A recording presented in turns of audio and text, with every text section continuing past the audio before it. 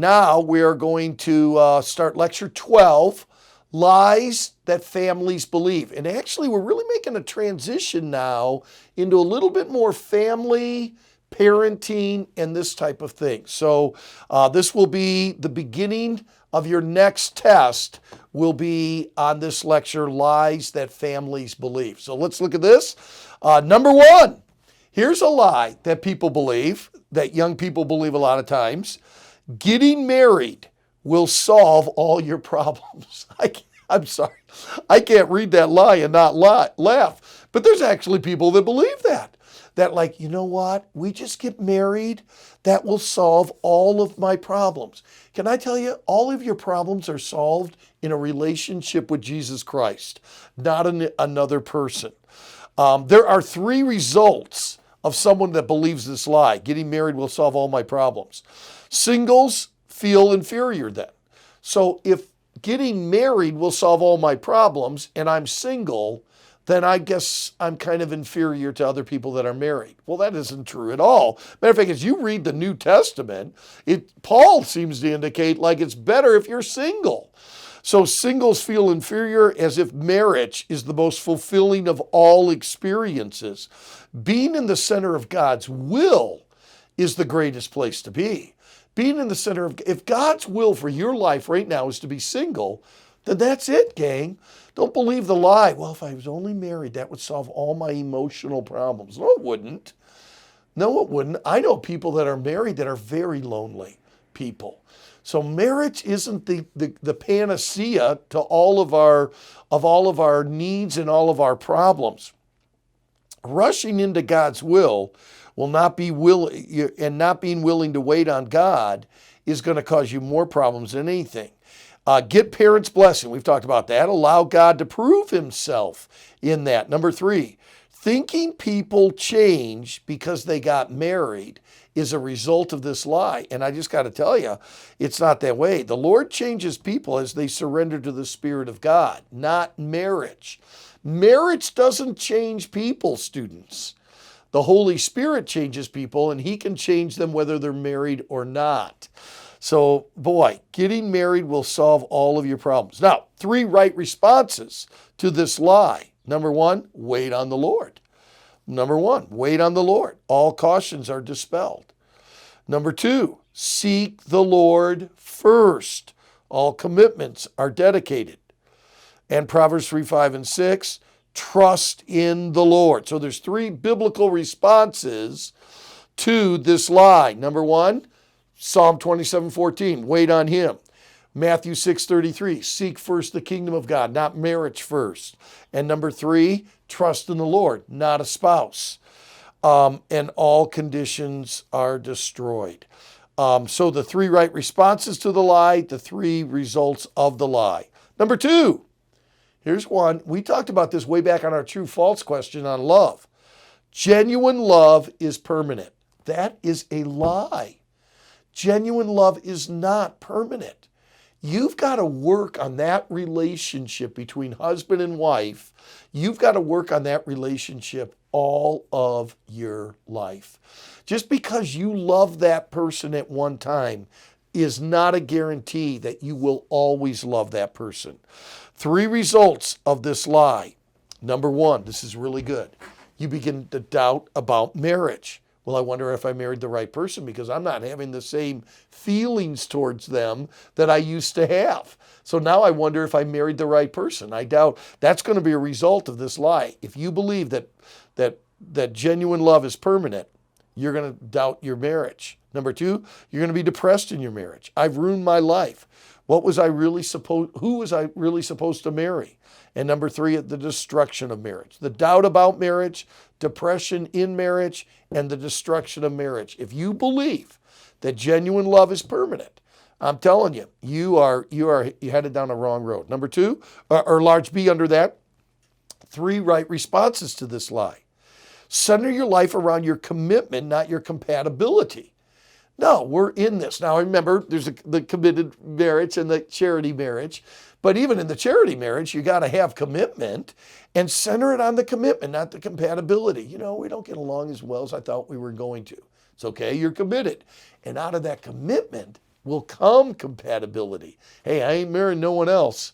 So our commitment to each other, we've got to get along with each other, and you'll develop that charity marriage even from that.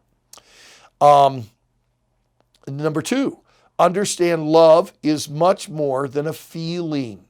It's a decision to do what's right. See, I think you get this idea that this love is this feeling. Your feelings are the result of the proper decision about love.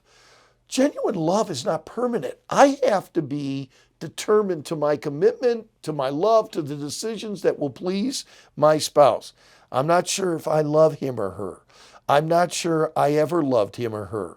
Don't ever say, I'm not sure I even could, will love him, her again. Get rid of that. It's not about a feeling, it's a decision. Number 3, be determined to love in spite of. There's 3 kinds of love. Love because they're a certain way, love if they do a certain thing, and love in spite of who they are. And you got to say, you know what? My genuine love is in spite of what they do and who they are. And that will carry on. Genuine love is permanent. Lie. Getting married will solve all my problems. Lie. Number 3, if we just had a little more money. That's a lie. No. It really, Brother Scheller, we're in a lot of debt right now. It's really causing a lot of conflict in our marriage. If we just had a little bit more money, then we'd be okay as a couple. No. That's a lie. 3 results of this lie. Happiness in home is bought. You see, if you believe that if I just had a little more money, then I'll tell you what else you believe. You believe that happiness then can be bought, and happiness cannot be bought. Never any contentment. You're never satisfied because you'll always be, if we just had a little more, if we just had a little more, if we just had a little more. You'll never have any contentment. And number 3, constant comparison with others. Boy, look at them. Look at what they have. If we just had what they had, we'd have a better marriage. Man, that's all a lie. 3 right responses to this lie. Understand the purpose of money. Money is not to bring the happiness. Money is not to bring satisfaction. Money's given for 2 reasons. There they are. Live and give. Right there in your notes. Those are the only 2 reasons why God gave you money, is to live and give. Number 2, contentment and joy is having Christ as the center and the purpose of your home. And boy, is that important. If we just had a little more money, that's a lie. Well, genuine love is permanent. No, it's not, friend. Well, if I just got married, that would solve all my problems. No, it does not. Number 4. Now we get in a little bit of the children here. By the way, number 3 live by faith and allow God to provide. We got a little section on finances we're going to talk about later. Number 4, my child would never do that. Okay, that's a lie. That's a lie, my friend. Don't believe that lie. Well, my child would never do that. Let me tell you, this lie is very prevalent in Christian homes. Well, it must be the teacher's fault. It must be that youth pastor. No, don't ever believe the lie. My child would never do that. I don't think you heard him right, because he would never say that. She has never done anything like that at home. Whoa, my child would never do that. That's a lie. You better not believe. Large B, statements that indicate the lie. My son would never be disrespectful to authority. Whoa, you don't know your boy. My daughter doesn't say those kind of things at home. Yeah, but she did today at school. We've taught him better than that to do that. Yeah, I know that, but they're all sinners still. And foolishness is bound in the heart of a child, and they were just being kids. Otherwise, you're going to end up putting expectations. They're going to start being unreal with you as parents because you believe this lie, my child would never do that. I don't think they understand him, that speaking of authority. They being the teacher, the coach, the employer, the youth pastor. Number 5, you must have misunderstood her. Yeah, no, I didn't misunderstand. I know what they did. I know why they did it. You could see the result.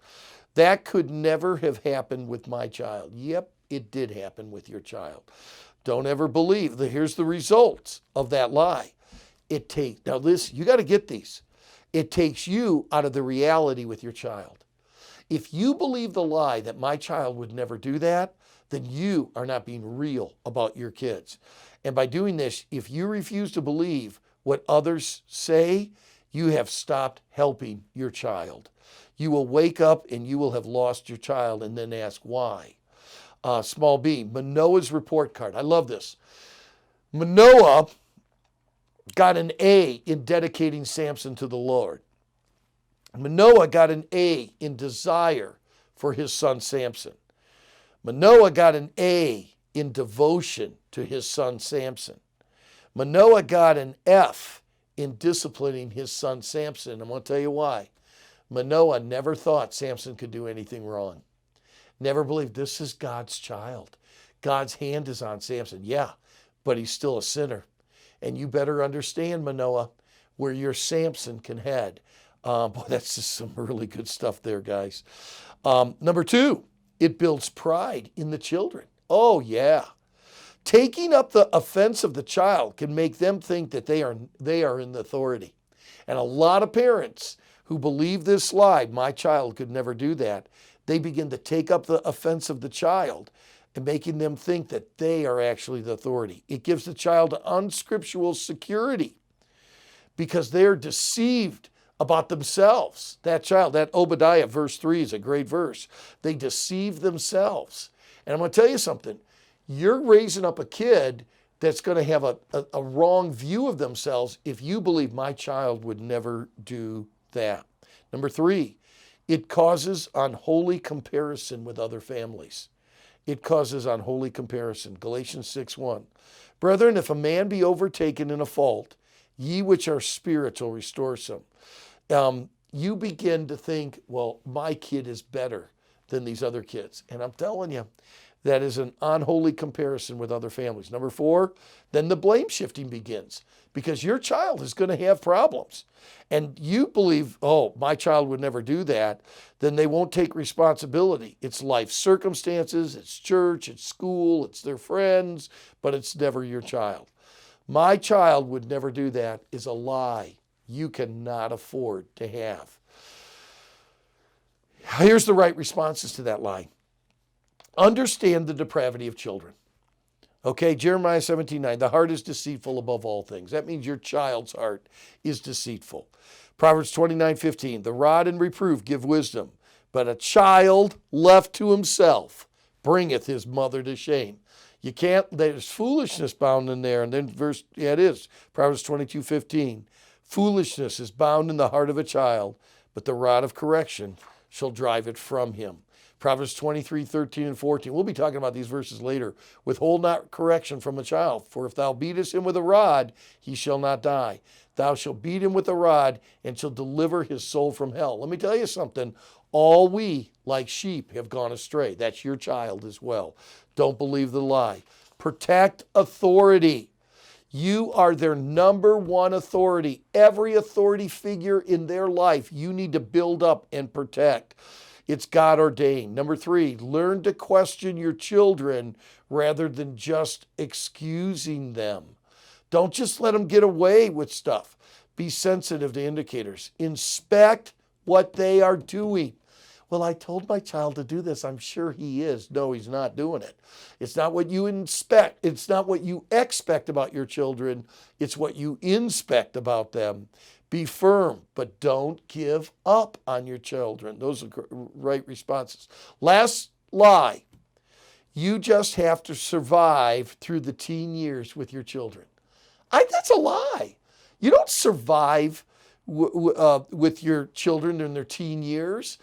There are so many parents that believe, when they were little, we had this great relationship. God was the center of our family, but now they have become teenagers.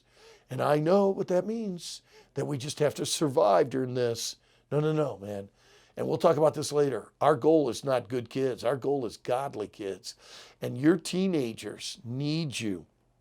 The results of this lie, young people can't serve the Lord. If you believe this lie, we just have to survive. If they don't get pregnant and they don't get arrested, hey, we did a good job as a parent. No, you didn't. No, you didn't. Young people can't serve the Lord, you're thinking. You don't need me now. No, your parents, your teenagers need you more than any other time in their life. The way that you parent teens are different, and we'll explain that later. They all have to go through those rebellious years. No, they don't. Where in the Bible does it say, and teenagers have to go through rebellious years? Matter of fact, there's a lot of great teenagers in the Bible. Daniel, David, Jehoshaphat, Uzziah, as long as he sought the Lord as a 16-year-old king. His problems were later in life, but not as a teen. I can't communicate with them. Learn how to communicate with them. Okay, what's the right response to the lie? I don't believe this lie. That is not true. I don't have to survive my the teen years. Man, those can be some of the most productive relationship years. They were with Ben, Luke, and Drew. Marilee and I'll tell you without a heartbeat, the closest we were ever to our boys were their teen years. Get involved with them. Make quality and quantity time more than going to sports events with them. Okay, this is a good lesson. Lies that families believe. By the way, these will preach. You guys go out into the ministry. These are things that your families and your church need to know. Number one, getting married will solve all your problems. That's a lie. Genuine love is permanent. No, it's not. If we just had a little bit more money, no, that isn't the key. Number four, my child would never do that. That's a lie. And you just have to survive through the teen years with your children. No. Those can be some of the most richest, blessed spiritual years.